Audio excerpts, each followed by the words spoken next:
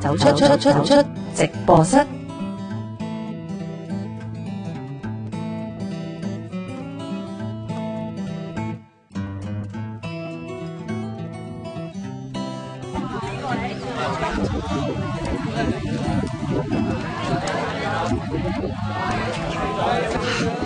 幾驚落雨啊！點知而家又好天啊，唔記得戴帽。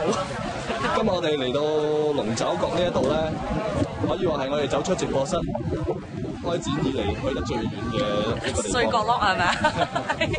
咁咧，而家咧呢一個大隊咧已經係啱啱大合照完啦，咁啊準備會出發㗎啦。都行得幾舒服㗎喎。係咁啊，主要咧都係沿住，即係而家係我哋喺步行徑嘅開始起始位置啦嚇。咁就係主要都係沿住個海岸邊嚟到去起嘅。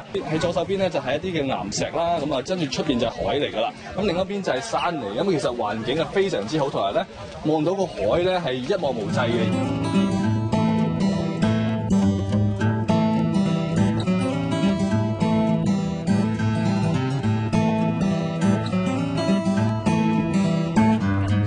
就係龜石啦，龜石啊，幾似喎，好似爬上去喺個海度咁樣爬上去。係啦，咁啊，另外呢邊咧，如果有睇千奇百趣嘅話咧，你就會睇到嗰個圓人石就喺呢度啦。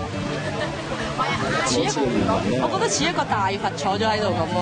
唔係呢個圓人啊！你睇我而家呢個角度咧，嗱呢度啊，呢個地啦，啲眼啦，啲口啦，呢度。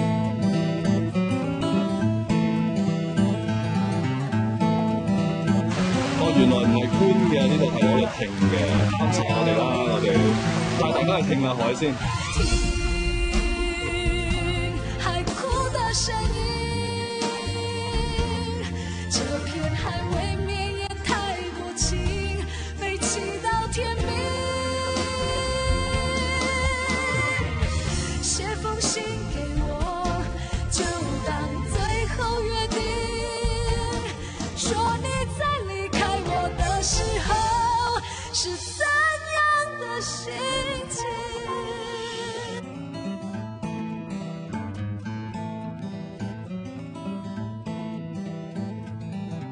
主要係佢捕蟲嘅原理咧，就係靠面頭嘅嗰度每一塊葉上邊會有啲線點嘅，會產生一種有黏液啊消化液。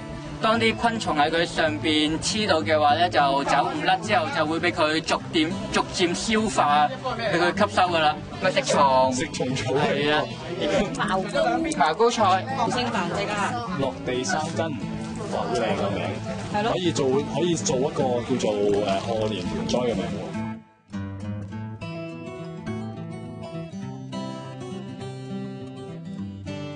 咁啊，所以想趁呢個機會啦，大家坐定定咧，咁啊，都同大家介紹一下今日一齊嚟參與呢個活動嘅一啲嘅嘉賓。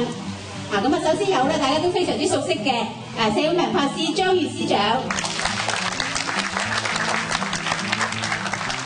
有社會文化司司長辦公室張素梅主任，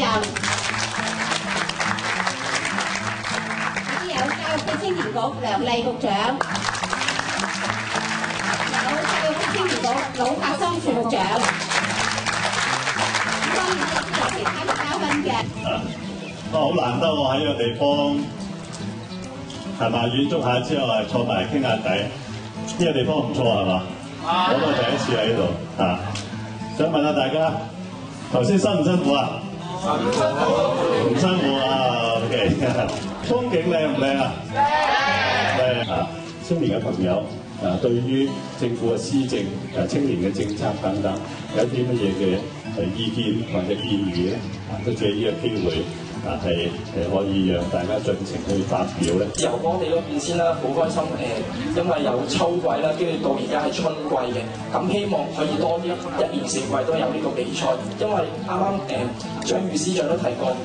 建立一種歸屬感，好多學生、好多運動員都希望自己有一種歸屬感，可以透過比賽，可以透過人哋認同你嗰種感覺，咁可以透過呢一種本土嘅由我哋比賽先啦，咁係好成功嘅，我覺得。